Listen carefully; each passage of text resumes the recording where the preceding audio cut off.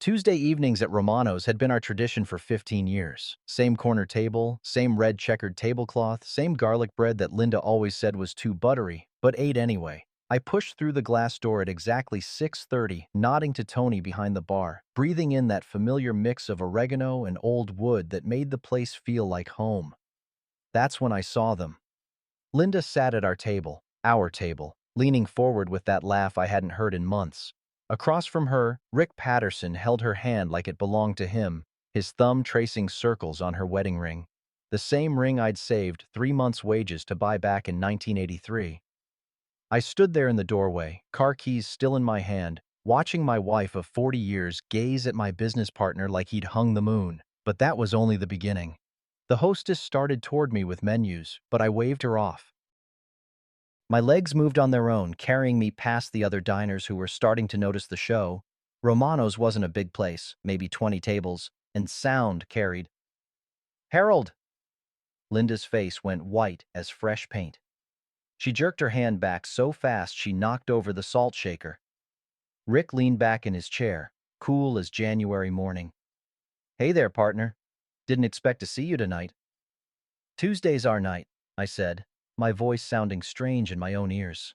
"Always has been." "Well, Linda called, said you were working late again." Rick's smile didn't reach his eyes. "Figured she shouldn't eat alone." I looked at my wife. She was wearing the blue dress I'd bought her for Christmas, the one she said was too fancy for Millfield. Her lipstick was fresh, her hair was done up the way she used to wear it when we were courting. "That right, Linda? I was working late?" She opened her mouth, closed it, opened it again like a fish on dry ground. I, "You're always so busy with the business." Busy enough to forget my own wife's dinner plans. The couple at the next table had stopped eating. Old Mrs. Hartley from the church was staring over her reading glasses. This was going to be all over town by morning. "Harold, please." Linda's voice cracked. "Can we talk about this at home? Seems like everything important gets talked about somewhere else these days." I pulled out my wallet, threw a 20 on the table. "For the inconvenience, Tony." Rick finally stood up, straightening his shirt. He was a big man, not fat but solid, the kind of build that came from good genes instead of honest work. "Look, Harold, I think you're misunderstanding." "Am I?" I stepped closer, close enough to smell his cologne. Expensive stuff. "What exactly am I misunderstanding, Rick?" The restaurant had gone quiet except for the soft jazz playing through the speakers and the hiss of something frying in the kitchen. Even the teenagers in the corner booth had stopped texting. Rick's jaw tightened. "Linda's a grown woman. She can have dinner with whoever she wants." "You're right about that." I looked back at Linda, who was staring at her hands. "She surely can." I walked out without another word, leaving them sitting there under the yellow light of our corner table. The evening air hit my face like cold water, and I realized I was shaking. Behind me, the door chimed as someone followed. Linda's heels clicked on the sidewalk. "Harold, wait, please." I stopped beside my truck, keys cutting into my palm where I'd been gripping them too tight. "It's not what you think." Her voice was small now, nothing like the laugh I'd heard inside. "We were just talking. About business. About us." "Us?" "You and me. Our problems." I turned around. She was hugging herself against the cool air, looking smaller somehow, older. When had those lines appeared around her eyes? "What problems, Linda?" "You know what problems." Tears were starting now, real ones that made her mascara run. "We barely talk anymore. You're always at the job site or in that workshop. When's the last time you really looked at me, Harold? Really saw me?" The question hit harder than I expected. When was the last time? Last week? Last month? "So you called Rick. He listens. He makes me feel—" She stopped, bit her lip. "Feel what?" "Alive." The word hung between us like smoke from a fire. In the distance, a train whistle echoed off the hills, lonesome and fading. "How long?" "Harold." "How long, Linda?" "It doesn't matter." "It matters to me." She wiped her eyes with the back of her hand. 2 months. But nothing happened. Nothing physical. I swear on my mother's grave, we were just talking. I believed her. That was the hell of it. I believed every word. Linda had never been a good liar. She got that same pinched look around her eyes whenever she tried. I'll end it, she said quickly. Tomorrow, I'll call Rick and tell him it was a mistake. We can go to counseling, Harold. We can fix this. A pickup truck rumbled past, country music spilling from its open windows. Normal people living normal lives, heading home to normal problems. Get in the truck, Linda. She hesitated. Are we going to be okay? I opened the passenger door, waited while she climbed in. Her perfume filled the cab, something new, something I didn't recognize. But when she settled into her seat and buckled her seatbelt, she looked like the same woman I'd married 4 decades ago. A little older, a little sadder, but still mine. We're going to try, I said. But as I started the engine, I caught sight of Rick through Romano's window. He was still sitting at our table and he was smiling. The ride home passed in silence, broken only by the truck's engine and Linda sniffling into a tissue. I kept the radio off, needing to think. Our house sat at the end of Maple Street, a white two-story I'd built myself back when lumber was cheap and my knees didn't creak getting out of bed. Mabel Jenkins was watering her flower boxes next door, same as she did every evening at 7:15. She waved, but her smile seemed strained. How much had the neighborhood seen? How much did they know? I'll make coffee, Linda said as we walked up the porch steps. We should talk. Yeah, we should. She busied herself with the percolator while I sat at the kitchen table, same spot where I'd eaten breakfast for 20 years. The evening light coming through the window caught the dust motes dancing in the air, and I wondered how long it had been since Linda and I had really talked. Not about bills or schedules or whose turn it was to call the plumber, but really talked. Harold. She set a mug in front of me, black coffee steaming. I need you to understand something. I'm listening. I never meant for this to happen. Rick started calling after you two had that argument about the Morrison job. He was worried about you, about us. He said marriage was hard work, that he understood because his divorce had been so painful. I remembered that argument. Rick wanted to cut corners on materials, said the customer would never know the difference. I told him my name was on every job we did, and my name meant something. So you started talking. At first, yes. About work. About how stubborn you can be. She attempted a smile. But then it became more. He'd ask how I was doing. Really doing. When's the last time you asked me that, Harold? The question stung because I couldn't remember. When had I stopped asking? When had we stopped being curious about each other's days, each other's thoughts? I'm asking now. Linda wrapped her hands around her mug, staring into the coffee like it held answers. I'm lonely, Harold. I wake up, you're already gone. I go to bed, you're still in the workshop. And we eat dinner watching the news, talking about other people's problems instead of our own. The business has been demanding. The business is always demanding. It's been demanding for 25 years. Her voice cracked. But I used to be demanding too. I used to matter. Outside, Mabel's porch light came on. Through the kitchen window, I could see her settling into her rocking chair with what looked like a notebook and pen, keeping track of the neighborhood like always. You matter, Linda. You've always mattered. Do I? When's the last time you brought me flowers for no reason? When's the last time we went somewhere besides Romano's? When's the last time you looked at me and saw a woman instead of just furniture? I wanted to argue, to list all the ways I showed I cared. But sitting there in our kitchen, listening to the percolator bubble and tick, I couldn't think of a single example that didn't sound hollow. Rick sees me, she continued. He notices when I get my hair done. He asks about my book club, remembers things I tell him. He makes me feel like I'm still worth knowing. And I don't. You don't try. The words came out sharper than she meant them. She softened her voice. You stopped trying years ago, Harold. We both did. But Rick makes an effort. My coffee had gone lukewarm, bitter on my tongue. So what are you saying? You want a divorce? No. She reached across the table, covered my hand with hers. Her touch was warm, familiar. I want my husband back.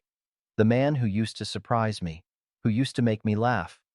The man who saw me as more than someone to cook his meals and wash his clothes. I looked down at our joined hands. Hers were softer than they used to be, no longer marked by the garden work she'd loved when we were younger. When had she stopped gardening? When had I stopped noticing? I can change, Linda. We can change. Can we?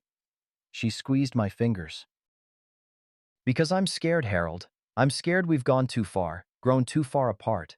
I'm scared that in 10 years we'll be two strangers sharing a house. The kitchen clock ticked loud in the silence. Somewhere in the distance, a dog barked and another answered. Normal evening sounds in a normal town, while my marriage hung in the balance. What do you need from me? I need you to fight for us. Her eyes were bright with unshed tears. I need you to show me that we're worth saving, that I'm worth saving. You are, we are. Then prove it. She stood up, carried her untouched coffee to the sink. I'm going to take a bath. Will you still be here when I come down? I'm not going anywhere. But as she climbed the stairs, I heard her purse thud against something in the hallway. A business card fluttered to the floor. Rick Patterson Construction, with a phone number written in Linda's neat handwriting below the printed one. A personal number. I picked up the card, studied it in the yellow overhead light. The writing was fresh, the ink still dark, not 2 months old, recent, maybe even from tonight. Outside, Mabel's pen scratched across her notebook page, recording whatever neighborhood secrets the evening had revealed. She glanced toward our house, and our eyes met through the window. She gave me a small, sad nod. She knew. Somehow, Mabel Jenkins knew exactly what was happening under my own roof. And if Mabel knew, the whole town would know by Sunday. The next morning came too soon, and not soon enough. I'd lain awake most of the night listening to Linda's breathing, trying to remember when we'd stopped talking before sleep, when good night had become just turning off the lamp. She was still sleeping when I slipped out at 5:30. The coffee was already brewing, muscle memory from 40 years of early mornings, and I stood at the kitchen window watching the sun paint the hills gold. Mabel was already up, tending her tomatoes with that careful attention she gave everything. Our eyes met across the fence and she lifted her hand in a small wave. After a moment's hesitation, she walked over to the property line. Morning, Harold. Morning, Mabel. She was 73, had buried 2 husbands and raised 3 children mostly on her own. Her hair was white as fresh snow, but her eyes were sharp as broken glass. Saw you folks had some company last night. Rick stopped by. She deadheaded a marigold with surgical precision. That boy's been stopping by quite a bit lately, usually when you're at the Morrison job site. The words hit like cold water. How often is quite a bit? Every Tuesday for the past 2 months, sometimes Thursdays. She looked up at me, her face kind but firm. I mind my own business, Harold. But sometimes your business and my business overlap. What are you saying, Mabel? I'm saying Linda's a good woman who's been lonely too long, and Rick Patterson is a smooth talker with soft hands and empty promises. She stripped off her gardening gloves. I'm also saying some mistakes can be fixed, and some can't. The question is which kind this is going to be. Before I could answer, Linda appeared on the back porch in her robe, coffee cup in hand. Morning, Mrs. Jenkins. Morning, dear. Beautiful day, isn't it? It surely is. But Linda's smile was strained, and she went back inside without meeting my eyes. The drive to the job site gave me time to think. The Morrison house was coming along nicely. New foundation, framing almost done. Honest work that would last 100 years if built right. Rick was already there when I pulled up, which surprised me. He usually showed up around 8. You're early, I said, climbing out of the truck. Figured we should talk. He was wearing work clothes, but they looked fresh from the store. Still had the creases. About last night. What about it? I owe you an apology, Harold. The whole thing looked worse than it was. We walked toward the house together, our boots crunching on the gravel. The morning air smelled like sawdust and possibility. Did it? Linda called me yesterday afternoon. She was upset about something, wouldn't say what, and asked if I'd meet her for dinner, as a friend. He picked up a hammer, tested its weight. I should have called you first. Should have suggested she wait for you to get home. But you didn't. No, I didn't. He set the hammer down, looked me straight in the eye. I made a mistake, Harold, but it wasn't what you're thinking. Linda loves you. She's just been feeling ignored lately. The words sounded rehearsed, like he'd practiced them in front of a mirror. But there was something underneath, a nervousness that made him fidget with his tool belt. She mention anything else? About us, I mean, the business. Why would she? Just wondering. We worked in relative silence for the next hour, framing interior walls with a rhythm we'd developed over 8 years of partnership. Rick was good with his hands when he focused, and the work went smoothly, almost like old times.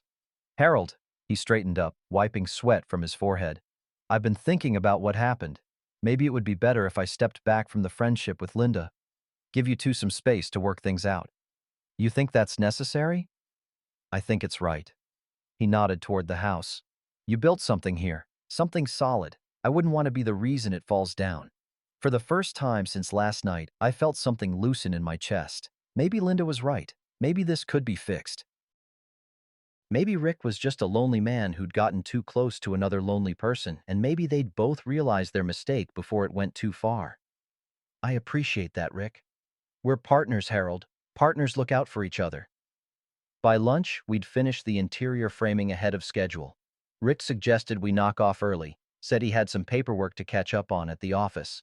I decided to surprise Linda with flowers from Peterson's Market and maybe suggest dinner somewhere other than Romano's. The flowers were Linda's favorite, yellow roses mixed with baby's breath, and Mrs. Peterson wrapped them in brown paper with a yellow ribbon. I felt foolish carrying them, like a teenager on his first date, but also hopeful in a way I hadn't felt in months. Linda's car was in the driveway when I got home, but the house felt empty. I called her name, got no answer. The roses sat in the kitchen sink while I searched the rooms, finally finding her in our bedroom, sitting on the edge of the bed with the phone in her lap. Who were you talking to? She startled, nearly dropped the phone. Oh, Harold, you're home early. Brought you something. I held up the roses. Her face softened. They're beautiful. What's the occasion? No occasion. Just wanted to surprise my wife. She took the flowers, buried her face in them. When she looked up, her eyes were bright with tears. Harold, I've been thinking about what you said last night. About us. About fighting for what we have. I sat down beside her, took her free hand. I want to try, Linda. Really try. Do you mean that? I mean it. We could take a trip. Maybe drive up to that bed and breakfast in Vermont you're always reading about in your magazines. Just the two of us. When? Next weekend. Rick said he could handle things for a few days. Something flickered across her face, too quick to read. He said that? This morning. He feels bad about last night, wants to give us space to work things out. Linda looked down at the roses, her fingers tracing the petals. That's very thoughtful of him. So what do you say? Vermont? Just you and me and some real maple syrup? She smiled then, the first genuine smile I'd seen in weeks. I'd like that very much. I kissed her forehead, tasting the faint salt of her tears. I love you, Linda. I should say it more often. I love you too. But as I headed downstairs to put the roses in water, I heard her dialing the phone again. Her voice was too quiet to make out the words, but the tone was urgent, almost apologetic. And through the kitchen window, I saw Mabel in her garden, notebook open beside her, pen moving steadily across the page. The Vermont trip never happened. 3 days after I bought Linda those roses, 3 days after she promised to try, I came home from the Morrison job to find her car gone and a note on the kitchen table. Harold, I need some time to think. I'm staying at my sister's in Columbus for a few days. Please don't call. I'll be in touch soon. Linda. The roses were still in their vase, but they'd started to brown around the edges. The water smelled sour. I called Ellen's house anyway, got the machine, called back every hour until Ellen finally picked up. She doesn't want to talk, Harold. Is she there? Yes, but put her on the phone, Ellen, please. A long pause, muffled voices in the background. When Linda came on, her voice sounded hollow. Harold, I asked you not to call. What changed? Yesterday you were excited about Vermont. Yesterday we were going to work on us. Yesterday I was fooling myself. She took a shaky breath. I can't keep pretending this is fixable. What are you talking about? We haven't even tried yet, haven't we? How many times have we had this conversation, Harold? How many times have you promised to change, to pay attention, to make an effort? I couldn't answer because she was right. We'd had this fight before. Different words, same ending. Linda, come home. We'll figure it out together. I can't. I won't. The line went quiet except for the sound of her crying. Is this about Rick? This is about us. About how we've been strangers for years and neither of us wanted to admit it. So that's it? 25 years of marriage and you're just walking away? I'm not walking away. I'm stopping the pretending. She hung up before I could respond. I sat in that quiet kitchen for a long time, listening to the refrigerator hum and the clock tick and the roses dying in their vase. Outside, a lawnmower started up somewhere down the street, normal life continuing while mine fell apart. The next morning, Rick didn't show up to the job site. I waited until 8:30, then drove to his apartment complex on the other side of town. His truck wasn't in the parking lot, and nobody answered when I knocked on his door. By noon, I was worried enough to call his cell phone. It went straight to voicemail. That afternoon, I stopped by the bank to make a deposit from the Morrison job. Janet behind the counter gave me a strange look when I handed her the check. Harold, I need to talk to you about something, privately. She led me to one of the small offices off the main floor, closed the door behind us. We had some unusual activity on your business account yesterday. What kind of unusual? She turned her computer screen toward me. A wire transfer, $30,000 to an account in the Bahamas. The number swam in front of my eyes. That's impossible. I never authorized any transfer. I know. That's why I called this morning, but your phone went to voicemail. Janet pulled out a manila folder. Harold, I have to ask, did you sign this authorization? The paper she showed me had my signature at the bottom, but it wasn't my signature, not quite. Close enough to fool a casual glance, but the loops were wrong, the pressure too light. Someone forged this. That's what I was afraid of. Janet's face was grim. Harold, you need to file a police report, today. Who has access to the account? You and… She checked her records. Rick Patterson. He's been an authorized signer for 2 years. The room felt like it was tilting sideways. Can you trace where the money went? We're working on it, but offshore accounts are tricky. The police will have better resources. I drove home in a daze, my hands shaking on the steering wheel. $30,000. Half the Morrison payment, gone. Money I needed for materials, for payroll, for the mortgage on the shop. Mabel was in her yard when I pulled into the driveway, pruning her rose bushes with the focused intensity she brought to everything.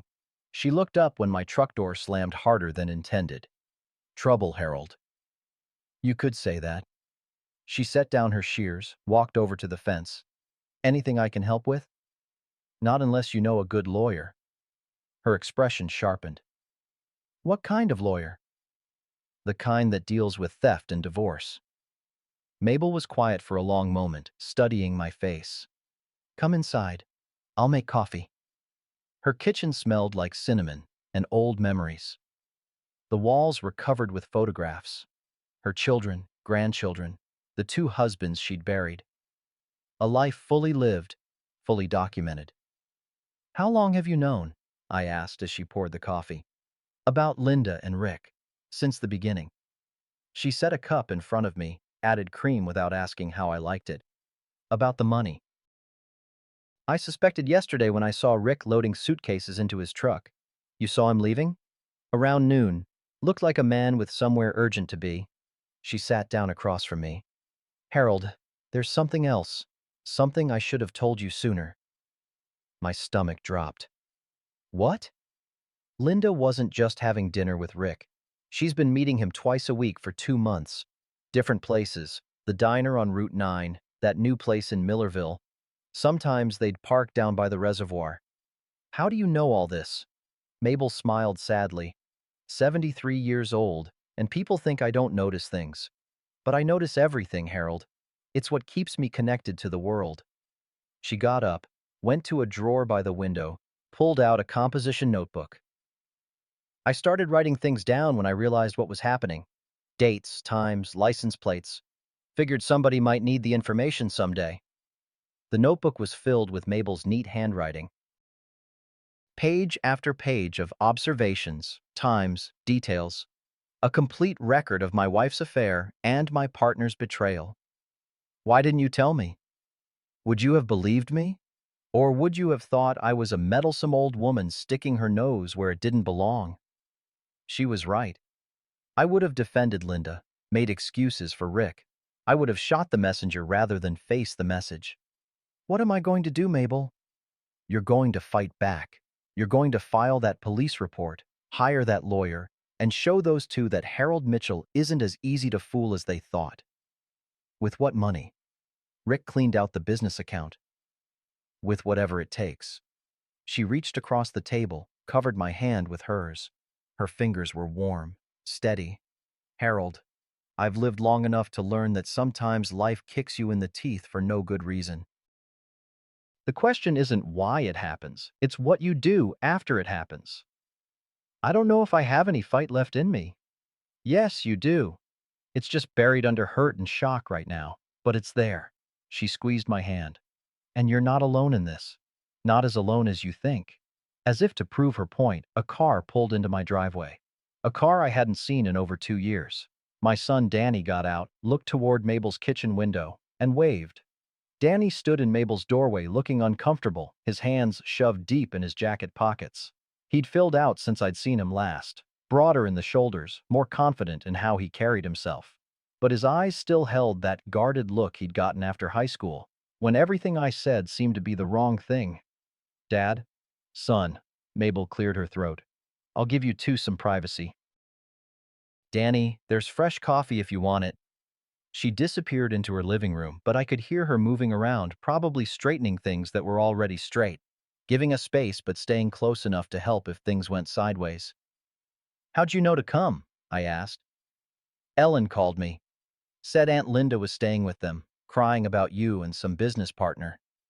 Danny poured himself coffee, added sugar with the same careful precision he'd used as a kid. Figured there might be more to the story. There usually is. He sat down across from me, and for a moment neither of us spoke. The kitchen clock ticked loud in the silence, marking time we'd lost and might never get back. So what's really going on, Dad? I told him everything. The dinner at Romano's, Linda's confession, the missing money, Rick's disappearance. Danny listened without interrupting, his expression getting darker with each detail. 30,000? Give or take. And Rick had signature authority? For 2 years, I trusted him. The words tasted bitter. Seems I trusted a lot of people I shouldn't have. Danny was quiet for a long moment, staring into his coffee cup. You remember when I was 16 and I wanted to quit school to work construction with you full-time? I remember. You told me I was too smart to spend my life swinging a hammer. Said I needed to use my brain, not just my back. You went to college, got your business degree. I was proud of you. Were you? Because it sure didn't feel that way when I graduated. Felt like you thought I was too good for the family business, too good for Millfield. The old hurt was still there in his voice, and I realized how wrong I'd been about his leaving. I'd thought he was rejecting us. He'd thought we were rejecting him. That wasn't it, Danny. I just wanted better for you than what I had. What you had, built a good business, raised a family, earned respect in this community. That's not nothing, Dad. Doesn't feel like much right now. No, I guess it wouldn't. He leaned forward. But here's the thing.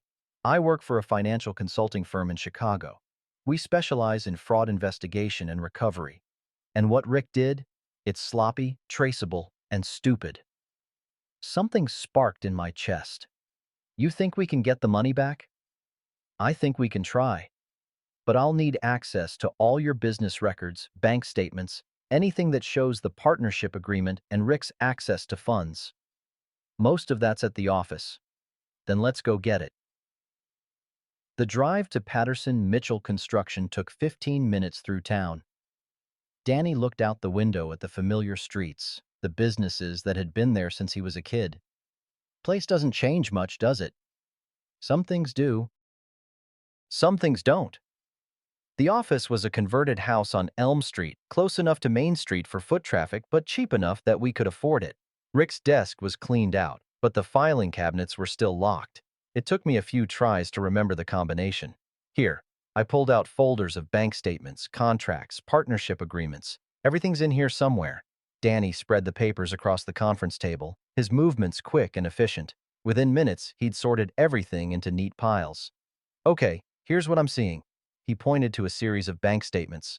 The transfers started small, 500 here, 1,000 there, always amounts that could be explained as legitimate business expenses. I never saw those, because he was having duplicate statements sent to a PO box. See this notation? The bank was mailing your copies to Box 247 instead of this address. The scope of the betrayal kept expanding. How long has this been going on? Looks like about 6 months. But the big transfer yesterday, that was panic money.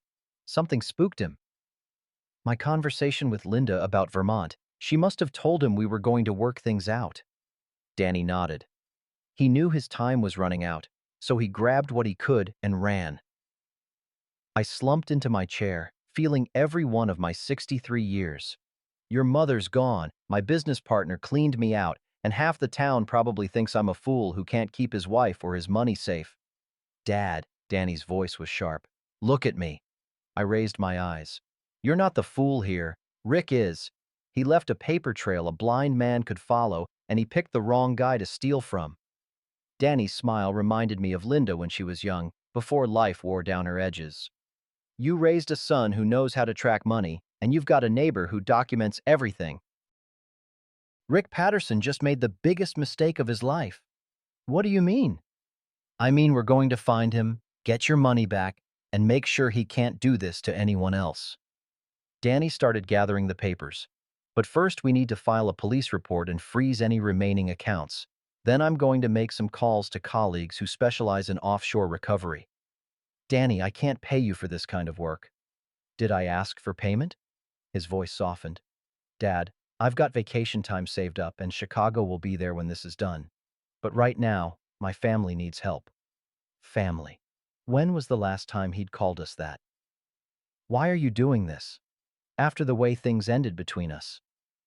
Danny was quiet for a moment, looking out the window at the street where he'd learned to ride his bike, where I'd taught him to drive, where we'd had our last real conversation before everything went wrong. Because you taught me that a man stands up for what's right even when it's hard. Because you built something honest here, and someone tried to steal it. He turned back to me. And because you're my father, that means something, even when we're too stubborn to admit it. For the first time in days, I felt like I could breathe. What's our first move? Police station. Then we're going to teach Mr. Rick Patterson why you don't mess with the Mitchell family. As we locked up the office and walked toward Danny's car, I saw Mabel across the street talking to Chief Williams outside the hardware store. She caught my eye and gave me a small nod. Somehow, word was already spreading, and for once, that didn't worry me. Chief Williams was a good man who'd known me since Danny was in Little League. He listened to our story without interrupting, taking notes in his careful handwriting while Danny spread out bank statements across his desk like evidence in a murder trial. 30,000's a felony, he said when we finished. Wire fraud across state lines makes it federal. But Harold, you know as well as I do that getting the money back is going to be the hard part. That's where I come in, Danny said. He'd changed into a suit he'd brought from Chicago, and suddenly he looked more like a lawyer than my son. I work with cases like this all the time. Rick made mistakes, used his real name, left electronic trails. Amateur hour stuff. Williams leaned back in his chair. What do you need from us? Access to Rick's apartment, his phone records, anything that might show where he went. Danny pulled out a business card. I've got contacts at the FBI's Financial Crimes Unit. They can trace the offshore account, freeze assets before Rick has time to move the money again. I'll make the calls. Williams stood up, shook both our hands. Harold, I'm sorry this happened. Rick always seemed like a straight shooter. So did Linda. The words came out more bitter than I intended. Williams nodded with the understanding of a man who'd seen his share of marriage troubles. Take care of yourself, Harold, and let us handle Rick. No vigilante justice, understand? I'm not looking for revenge, Chief. Just what's mine. But as we walked out of the police station, I wondered if that was entirely true. The next few days passed in a blur of phone calls, paperwork, and waiting. Danny had taken over Linda's old sewing room, turning it into a command center with his laptop, printer, and stacks of financial documents. He worked with the focused intensity he'd inherited from me, the same way I attacked a construction project that had gone sideways. Meanwhile, the town gossip mill worked overtime. Every time I went to Peterson's Market or stopped for coffee at Millie's Diner, conversations would stop when I walked in, then resume in whispers when they thought I wasn't listening. Heard Linda ran off with that partner of his. $30,000, can you believe it? Always thought Rick Patterson was too smooth by half. Poor Harold. What's he going to do now? Mabel, bless her heart, became my unofficial defender. She had coffee with the church ladies, shared vegetables with the neighbors, and somehow managed to turn public opinion in my favor without ever seeming to gossip herself. People are starting to see the truth, she told me over dinner Thursday night. She'd been bringing me meals since Danny arrived, claiming she'd cooked too much for one person. Rick always rubbed folks the wrong way with his fancy clothes and smooth talk. Now they're remembering all the times he promised things he didn't deliver. What about Linda? What about her? What are people saying about Linda? Mabel set down her fork, studied my face. Does it matter what they're saying? It shouldn't, but it does. They're saying she made a mistake, that she got her head turned by a con man with more charm than sense. Mabel's voice was gentle. They're also saying she broke a good man's heart, and that's harder to forgive. That night, I couldn't sleep. I walked through the empty house, looking at the photos on the mantel, the furniture we'd picked out together, the life we'd built piece by piece over 4 decades. In the morning, Linda's roses would have to be thrown out. They were completely brown now, their petals scattered across the kitchen counter like confetti from a party that never happened. Around midnight, Danny found me sitting on the back porch with a cup of coffee that had gone cold hours ago. Can't sleep either? Too much on my mind. He pulled up the old lawn chair I'd been meaning to fix for 2 years. Good news is, we found Rick. Where? Cancun. He's staying at a resort under his own name, apparently convinced that offshore means untouchable. Danny's grin was sharp. FBI froze the Bahamas account this afternoon. Turns out he'd only moved 20,000 before they caught him. The rest is sitting there waiting for us to claim it. What about criminal charges? Federal prosecutor says it's a slam dunk case. Wire fraud, theft, conspiracy.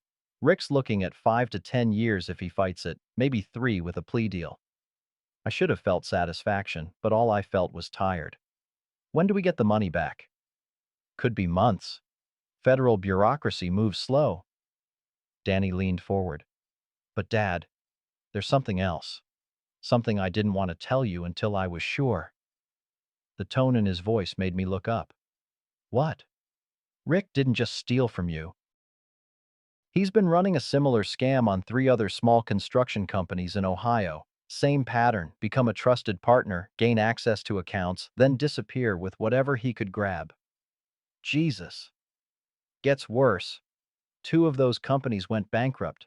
Families lost their homes, their life savings. Rick's been doing this for years. The scope of it hit me like a physical blow. And Linda? What about her? Did she know? Was she part of it from the beginning? Danny was quiet for a long moment. I don't think so, Dad. From what I can tell, Rick targeted her to get closer to you and the business.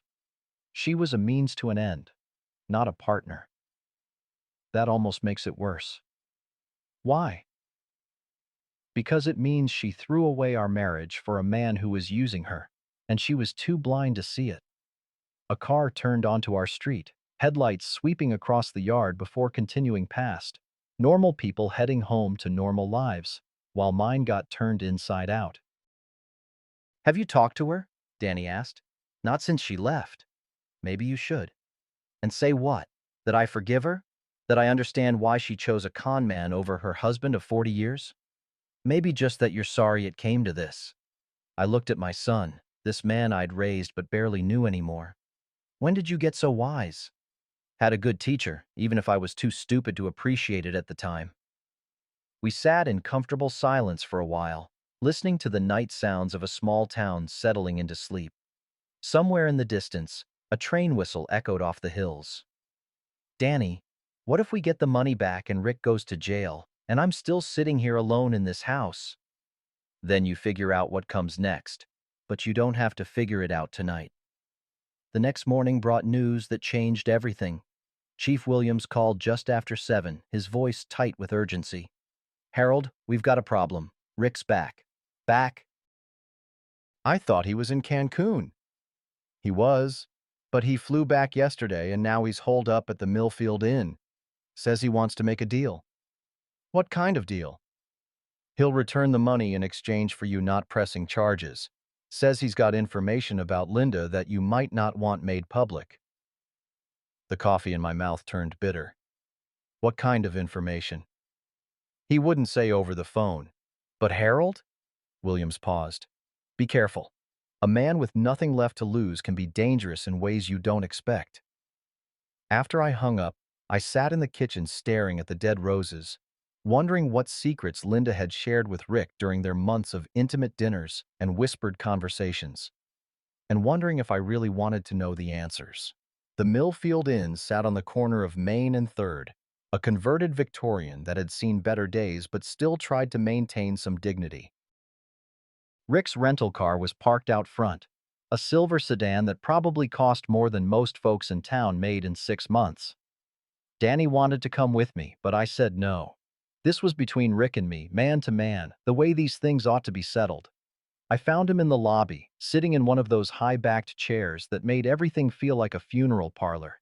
He'd lost weight since I'd seen him last, and his expensive clothes couldn't hide the fact that he looked like a man who hadn't been sleeping well. Harold. He stood up when he saw me, tried for his old confident smile but couldn't quite pull it off. Thanks for coming. Chief Williams said you had something to say. I do. But not here. He glanced around the empty lobby. Too many years.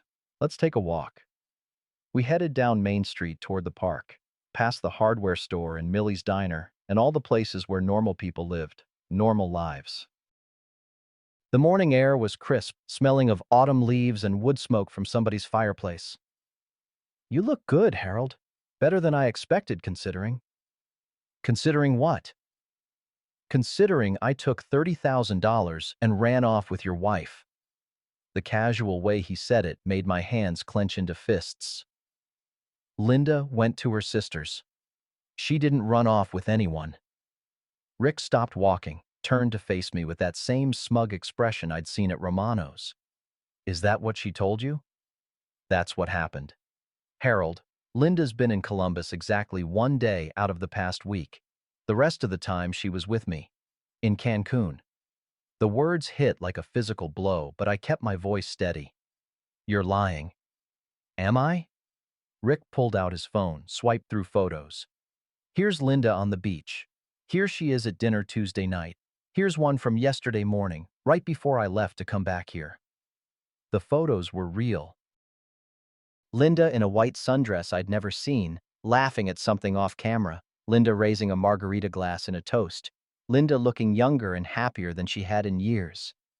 Why are you showing me this? Because I want you to understand what you're really fighting for. Rick put the phone away. Linda doesn't want to come back, Harold. She never did. This whole thing about needing time to think, that was just her way of letting you down easy. Then why are you here? Why didn't you both stay in Mexico? Because Linda got cold feet when she found out about the money. Started talking about doing the right thing, about how you didn't deserve this. Rick's laugh was bitter. 30 years I've been running cons, and I finally meet a woman who makes me want to go straight, and she's got a conscience. So she came back with you? She came back to testify against me. to help you get your money back and clear her name. Rick stepped closer, his voice dropping. But Harold, there are things she doesn't want you to know. Things that happen between us. Things that would hurt you more than losing the money ever could. Like what? Like the fact that she's been unhappy for years. Like the fact that she married you because you were safe, not because she loved you. Like the fact that the only time she felt alive was when she was with me. Each word was calculated to cut deep, and they did their job. But underneath the hurt, I could hear something else in Rick's voice. Desperation. What do you want, Rick? I want to make a deal. You drop the charges. I give you back the money. All of it, plus interest. Linda and I disappear, and you never have to see either of us again. And if I don't? Then this goes to trial. Linda testifies about our relationship, about how she helped me understand your business routines, your banking habits. The whole town hears about every intimate detail of our affair. Rick's smile was cold now. You think the gossip is bad now? Wait until they hear how your wife of 40 years was planning to leave you anyway. We'd reached the park where kids would be playing in a few hours, where Linda and I used to bring Danny when he was small. Normal family memories in a place that might never feel normal again. You son of a bitch. I'm a realist, Harold. And the reality is that your marriage was over long before I came along. I just gave Linda the courage to admit it. By stealing my money? By showing her what it felt like to be wanted, to be desired, to be with a man who saw her as more than just someone to cook his meals and warm his bed. The accusation stung because there was truth in it. When had I stopped seeing Linda as a woman instead of just my wife? When had I stopped making her feel special? But that didn't excuse what they'd done. Keep the money, I said quietly. Rick's eyebrows went up. What? You heard me. Keep the money, both of you. But don't ever come back to this town. Don't call, don't write, don't send postcards from whatever beach you end up on. Harold, I'm not finished. I stepped closer to him, close enough to see the fear in his eyes. You think you broke me, Rick. You think you took everything I cared about. But you know what you really did? What? You showed me what I'm worth to people who don't deserve me. I turned and walked away, leaving him standing alone in the park where other people's children would soon be playing, where other people's families would be making memories that wouldn't get stolen by smooth-talking strangers. My phone was ringing before I made it to the truck.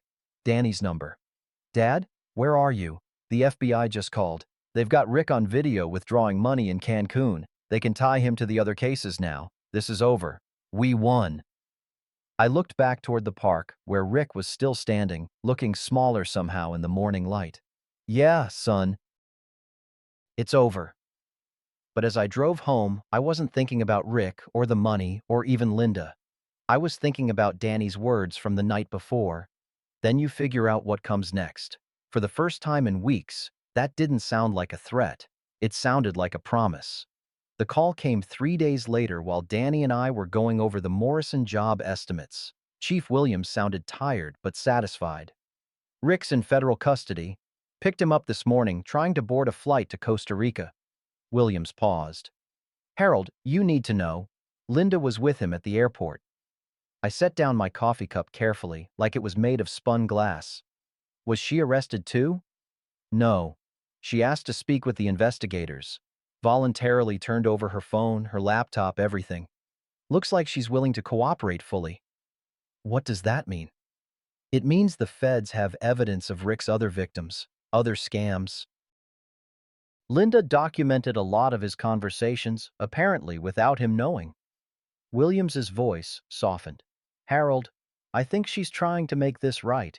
After I hung up, Danny and I sat in silence for a long time. The Morrison house was nearly finished. Trim work left to do, final inspections, then payment. Honest work that would stand for decades. You okay, Dad? I don't know yet. That afternoon, Ellen called. Linda wanted to see me, not to reconcile, not to explain, just to talk. One conversation face to face to close the book properly. She's scared, Harold. Scared you'll hate her forever. Maybe I will. Maybe, but maybe you won't. Either way, she needs to know which it is. We met at Romano's. which seemed fitting somehow. The same corner table where it all started, though the management had mercifully changed the tablecloth to blue and white checked instead of red. Linda was already there when I arrived, looking smaller than I remembered.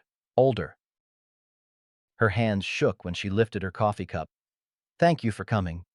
Ellen said you had something to tell me." "I do. Several things." She opened her purse, pulled out a manila envelope. "First, these are copies of every conversation I recorded, every document I photographed, every piece of evidence against Rick. The FBI has the originals." "Why?" "Because he hurt you, and because he was planning to hurt other people." Her voice was steady now, determined. "I was a fool, Harold. A selfish, stupid fool. But I won't let him destroy anyone else's life." I took the envelope but didn't open it. "What else?" "I want to sign over my half of the house, the business, everything. You can have it all. I don't want anything from you except—" She paused, swallowed hard. "Except maybe someday you won't think of me as the worst thing that ever happened to you." "Linda, let me finish, please." Tears were starting now, but she pushed on. "I loved you, Harold. Maybe not the way I should have, maybe not enough, but I did love you. The problem was, I didn't love myself. I felt invisible, forgotten, like I was disappearing a little more each day." "So you had an affair?" "So I made the biggest mistake of my life. I let a con man convince me that excitement was the same thing as love, that passion was more important than partnership." She wiped her eyes with a napkin. "Rick never loved me, Harold.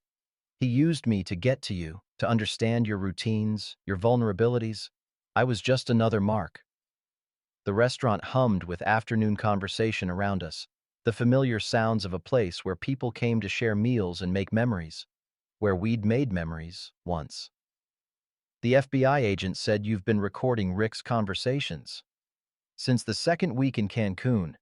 Something felt wrong about how eager he was to come back, how confident he was that he could handle you. Linda's laugh was bitter. "Turns out he was planning to blackmail you with photos, with intimate details about us. He wanted to hurt you as much as possible." "Why record him?" "Because I finally realized what you've always known. Actions matter more than words. Rick could talk a good game, but his actions showed me who he really was. And my actions—" She shook her head. "My actions showed me who I'd become." "And who was that?" "Someone I didn't recognize. Someone who could betray a good man because she was too selfish to work on her marriage, too cowardly to ask for what she needed, too proud to admit she was wrong." We sat in silence for a while, listening to the afternoon crowd, the clink of silverware, the hiss of the espresso machine. Life going on around us while we tried to figure out how to end ours. "What happens now?" I asked. "I don't know. Rick will probably go to prison. The FBI says there are at least 6 other victims across 4 states. I'll testify, help put him away for as long as possible." She folded her hands on the table. "After that, I'll probably move away. Start over somewhere nobody knows my name or my mistakes." "You don't have to leave town." "Yes, I do. For both our sakes." She was right, and we both knew it. Too much had been broken to put back together. Too much trust lost to rebuild from scratch. But sitting there across from her, I realized something surprising. I didn't hate her. "Linda, I want you to know something." "What?" 40 years wasn't a waste. We raised a good son, built a life together, had some happy times. Rick can't steal that from us." The tears came freely now. "Harold, I'm so sorry." "I know you are, and I forgive you." The words surprised me as much as they surprised her. But once I said them, I realized they were true. Forgiveness wasn't about forgetting or excusing what she'd done. It was about refusing to let her choices poison the rest of my life. "Will you really be okay?" she asked. "Yeah, I think I will be. The house, the business. We'll figure out the paperwork later, through lawyers." I stood up, pulled out my wallet. "Take care of yourself, Linda, and be more careful who you trust." I was almost to the door when she called my name. "Harold, Danny's a good man. You raised him right." "We raised him right." It was a small kindness, crediting her with our son's character. But as I walked out into the afternoon sunshine, I realized that small kindnesses were how you kept your soul intact when everything else fell apart. Danny was waiting on the front porch when I got home, a beer in each hand. How'd it go? Better than expected. I took the beer, sat down in the old wooden rocker I'd built when Linda was pregnant with Danny. She's testifying against Rick. Signed over her rights to everything, moving away after the trial. How do you feel about that? Sad. Relieved. Grateful it's over. I took a long pull of the beer, ready to figure out what comes next. Danny smiled, the first real smile I'd seen from him since he'd come home. Well, I've been thinking about that. My lease in Chicago is up next month. I could work from here just as easy as anywhere else. Maybe help you rebuild the business properly this time. You'd want to do that? Dad, I've spent 2 years in a glass office pushing papers around. I forgot how good it feels to build something real, something that lasts. He gestured toward the Morrison house, visible through the trees. Besides, somebody needs to keep you from trusting the next smooth talker who shows up with a business proposal. For the first time in weeks, I laughed, really laughed, deep in my chest where it mattered. Mitchell's Sun Construction? Has a nice ring to it. As the sun set over the hills that had been my home for 63 years, I realized Rick had been wrong about one thing. He hadn't taken everything I cared about. He'd just cleared away everything that wasn't worth keeping, leaving room for something better to grow. 6 months later, Mitchell's Sun Construction was busier than we'd ever been. Word had gotten around about what Rick had done, and what Linda and I had done to stop him, and something about that story seemed to resonate with folks. Maybe they respected the fact that we'd fought back instead of just taking it. Maybe they liked the idea of supporting a local business that had weathered a storm and come out stronger. Or maybe they just appreciated good, honest work at a fair price. Danny had moved back home permanently, taking over Rick's old office and transforming it into something that actually looked professional. He'd installed a computer system that tracked every job, every expense, every payment. No more handshake deals or trust-based partnerships. Business was business now, but family was still family. Dad, we've got 3 more bids to look at, Danny said, walking into the workshop where I was sanding cabinet doors for the Patterson job. Yes, that Patterson, Rick's cousin, who'd hired us specifically to help restore the family name. The community center, the library expansion, and Mrs.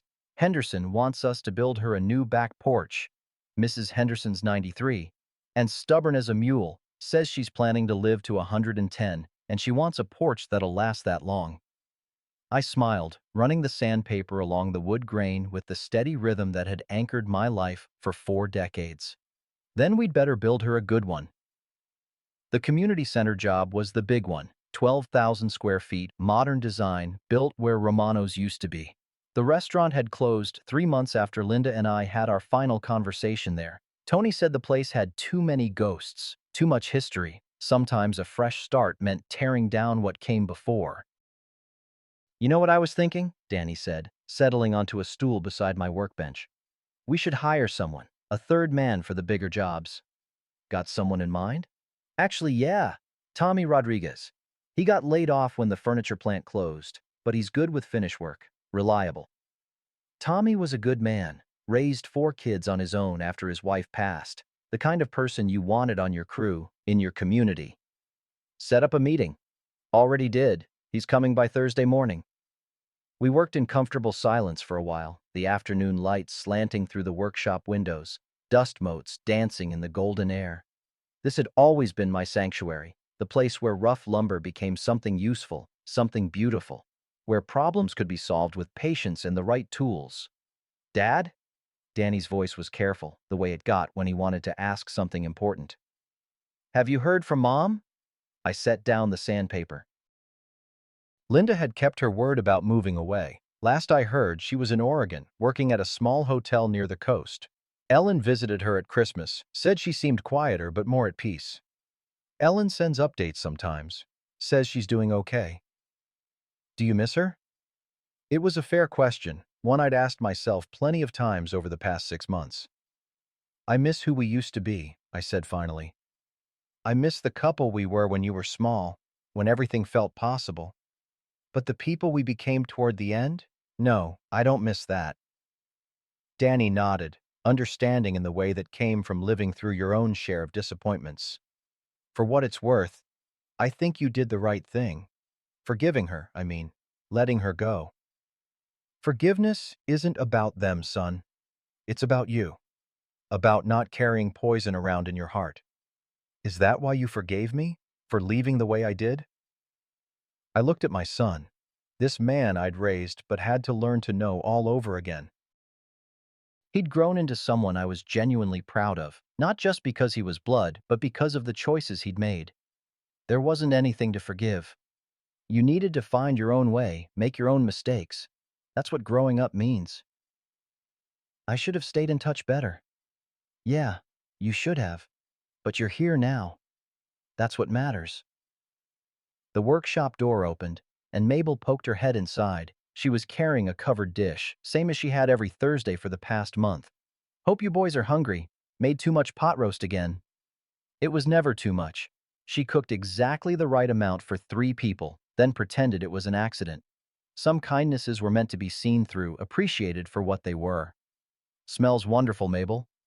Well, come eat it before it gets cold. Can't have the town's premier construction team wasting away. Over dinner, Mabel filled us in on the neighborhood news. The Williamses were expecting their first grandchild. The Kowalskis were finally taking that trip to Poland they'd been planning for 20 years. Mrs. Henderson had decided she wanted her new porch painted yellow with white trim, like sunshine. Normal life, continuing its normal rhythm. People being born, growing up, making mistakes, finding their way. The eternal human story playing out in a small Indiana town where neighbors still looked after each other. "Harold," Mabel said as we cleared the dishes, "I've got something to tell you. Good news or bad news? Depends on your perspective. My nephew called, you remember the lawyer? Rick Patterson was sentenced today, 7 years federal prison." I felt something I couldn't quite name. Not satisfaction exactly, not revenge, maybe just closure. And the other victims? They're getting their money back. All of it, plus damages. Mabel smiled. Seems like doing the right thing actually worked out this time. That night, after Mabel had gone home and Danny had headed upstairs to his old room, I sat on the front porch with a cup of coffee and watched the stars come out. The house felt different now. Not empty exactly, but spacious. Room to breathe. Room for whatever came next. A car turned onto our street, slowed as it passed the house. For a moment, I thought it might stop, but it kept going, disappearing around the corner toward downtown. Just someone heading home, just another normal moment in a normal evening.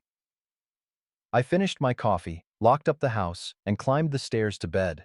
Tomorrow would bring new jobs, new challenges, new opportunities to build something worthwhile.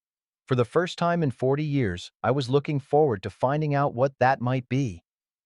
In the workshop, the cabinet doors waited for their final coat of stain. In the office, Danny's computer hummed quietly, tracking progress on a dozen different projects. In the kitchen, Mabel's empty pot roast dish sat clean and ready to be returned. Small things, simple things. But when you added them all up, they made a life worth living. And that, I realized, was more than enough. 2 years later, I was standing in the completed community center, watching Danny teach a woodworking class to a group of teenagers who probably thought they were too cool for manual labor, but they were listening, really listening, as he showed them how to measure twice and cut once, how to read the grain of the wood, how to build something that would last. The secret, Danny was telling them, isn't just in knowing the right techniques, it's in respecting what you're working with. Wood has its own character, its own story. Your job isn't to force it into something it's not, but to help it become the best version of what it already is. One of the kids, Marcus Patterson, Rick's nephew, raised his hand. "What if you make a mistake?" Danny smiled, glanced over at me. "Well, my dad always taught me that mistakes are just opportunities to get creative. Most of the time, what looks like a disaster can turn into the most interesting part of the project." After the class ended and the kids had cleaned up their workstations, Danny and I walked through the center together. The main hall could hold 300 people. The kitchen was big enough to serve the whole town. The meeting rooms were already booked solid through next spring. Where Romano's had served intimate dinners for couples, the community center would host wedding receptions, graduation parties, town meetings, and funeral luncheons. All the important moments that marked the passage of time in a small town. "You know what I realized?" Danny said as we locked up for the night. "What's that?" "Rick thought he was destroying something when he stole from you, but really he just cleared the ground for something better." We walked out into the warm summer evening. Main Street was quiet, most of the shops closed, but the streetlights cast a golden glow that made everything look like a Norman Rockwell painting. Peaceful, permanent, home. "Your mother called yesterday," I said. Danny looked surprised. "She did? What did she say?" "That she's proud of what we've built here. That she hopes we're happy." "Are we? Happy, I mean?" I thought about it as we walked toward our trucks, parked side by side in front of the community center we'd built together. Happy seemed like too simple a word for what I felt these days. Content, maybe. Grateful. Purposeful. "I think happiness is overrated," I said finally. "I'd rather have peace and purpose and people who matter." Sounds like happiness to me. Maybe it was. Maybe happiness wasn't the big dramatic emotion I'd always thought it was. Maybe it was quieter than that. The satisfaction of work well done, the comfort of family nearby, the knowledge that you'd weathered the worst life could throw at you and come out stronger. At home, Mabel's kitchen light was still on. She'd taken up painting in her retirement, and she often worked late into the night, capturing scenes from around town in watercolors.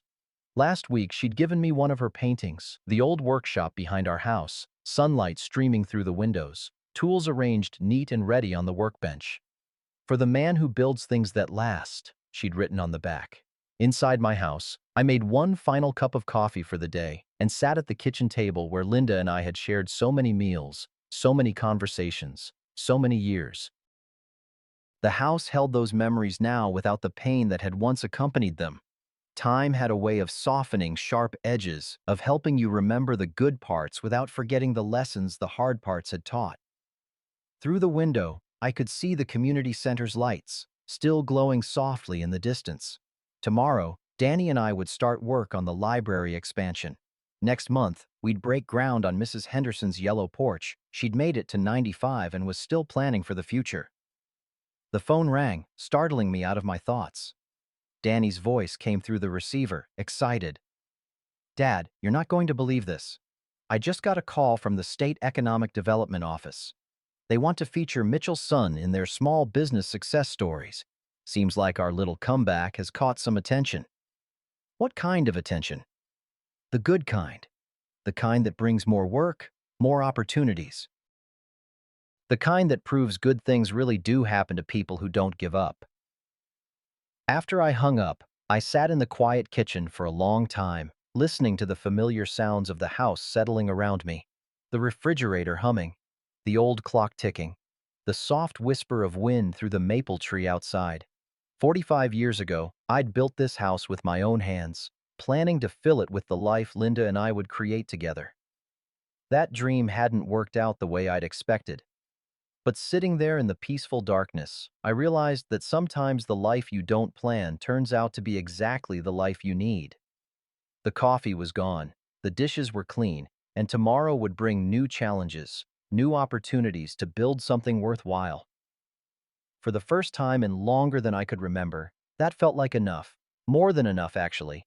It felt like everything. Outside, the stars wheeled overhead in their ancient patterns, marking time in a way that made human troubles seem small and manageable. The community center stood solid and ready for whatever the town might need from it.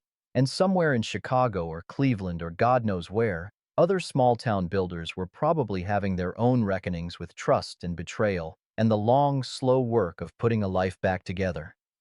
I turned off the kitchen light and headed upstairs, past the family photos that now included pictures of Danny and me at various job sites, hammers in hand, grins on our faces, past Linda's empty sewing room, now converted into Danny's home office, past all the memories and ghosts and might-have-beens that used to keep me awake at night. In the morning, there would be work to do, honest work that would last, work that mattered. And that, I thought as I settled into bed, was the best kind of legacy a man could hope to leave behind.